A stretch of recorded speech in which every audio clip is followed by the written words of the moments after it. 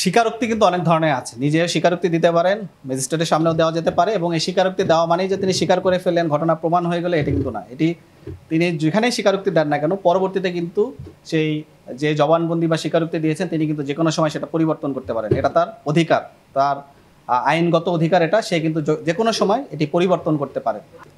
প্রথমত হচ্ছে যে আপনি যেটা বললেন বগুড়ার দুপচাচিয়ার যে বিষয়টি, সেখানে মূলত এই ছেলের দেওয়া জবানবন্দি অনুযায়ী কিন্তু আমরা কাজ করেছি, এবং তার স্পষ্ট জবানবন্দি ভিডিও ফুটেজ সহ আমাদের কাছে আছে। তিনি যখন কথা বলছিলেন এবং তিনি যখন এই জবানবন্দি দিচ্ছিলেন আমাদের কাছে, তার পাশের রুমে তার আত্মীয় স্বজন ছিল। ইভেন তাকে যখন আমাদের ক্যাম্পেও নিয়ে আসা হয় তখনও তার আত্মীয় স্বজন আমাদের সাথে, আমাদের টিমের সাথে আমাদের ক্যাম্পে আসে।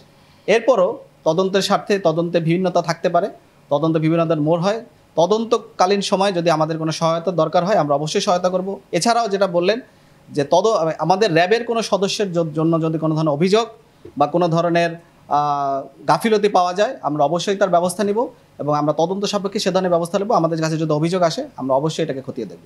স্বীকারোক্তি কিন্তু অনেক ধরনের আছে। নিজেও স্বীকারোক্তি দিতে পারেন, ম্যাজিস্ট্রেটের সামনেও দেওয়া যেতে পারে, এবং এই স্বীকারোক্তি দেওয়া মানেই যে তিনি স্বীকার করে ফেললেন, ঘটনা প্রমাণ হয়ে গেলে, এটি কিন্তু না। এটি তিনি যেখানেই স্বীকারোক্তি দেন না কেন, পরবর্তীতে কিন্তু সেই যে জবানবন্দি বা স্বীকারোক্তি দিয়েছেন তিনি কিন্তু যে কোনো সময় সেটা পরিবর্তন করতে পারেন। এটা তার অধিকার, তার আইনগত অধিকার এটা। সে কিন্তু যে কোনো সময় এটি পরিবর্তন করতে পারে।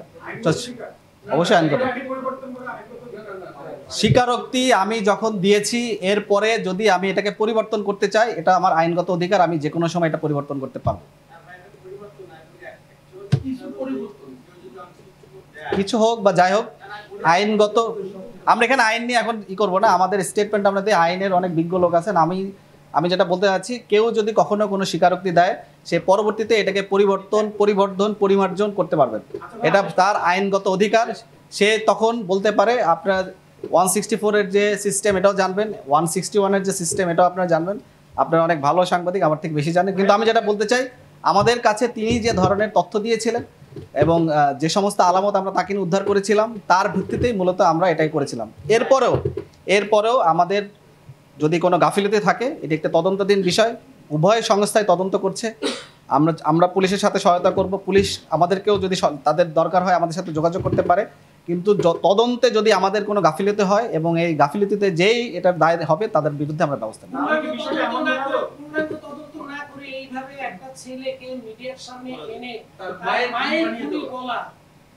এই মিডিয়া ট্রায়ালের দায় কি র্যাব নেবে কিনা? কারণ এখানে আরেকটি সংস্থা তদন্ত করে দেখেছে যে পুলিশ তারা বের করেছে যে ভাড়াটিয়া, তাহলে আপনাদের তদন্তে তো আসে নাই। আপনারা তদন্ত পূর্ণাঙ্গ না করার আগে একটি মানুষকে খুনি দায় করিয়ে আপনারা মিডিয়ার সামনে ট্রায়াল দিলেন কেন? আমি যেটা বলেছি যে তার দেওয়া তথ্য মতে এবং তার সাথে নিয়ে আমরা যে সমস্ত আলামত উদ্ধার করেছি সেটার ভিত্তিতেই আমরা আপনাদেরকে জানাইছি।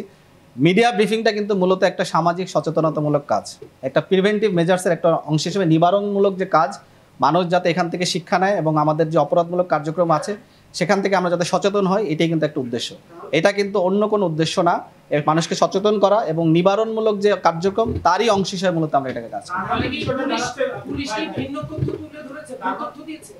আপনি কখনোই বললেন পুলিশ ভুল তথ্য দিয়েছে। এই তদন্ত এটা এখন যেটা বলা হচ্ছে এটা পূর্ণাঙ্গ তদন্ত পর অন্য কিছু বের হতে পারে। এটা একটা ডাইনামিক্স, একটা বিষয়বস্তু তো পুরোটাই চেঞ্জ হয়ে গেছে। বিষয়বস্তু কিন্তু পুরোটাই চেঞ্জ হয়ে গেছে। আমি আপনাদেরকে স্পষ্ট করে বলতে চাই, র্যাবের এই তদন্তে যদি কোনো গাফিলতি থাকে এবং কোনো ধরনের যদি আমাদের তথ্যগত বা প্রক্রিয়াগত কোনো ধরনের ভুল থাকে এবং এই প্রক্রিয়ার সাথে যদি কেউ দায়ী হয় তার বিরুদ্ধে যথাযথ ব্যবস্থা গ্রহণ করা হবে।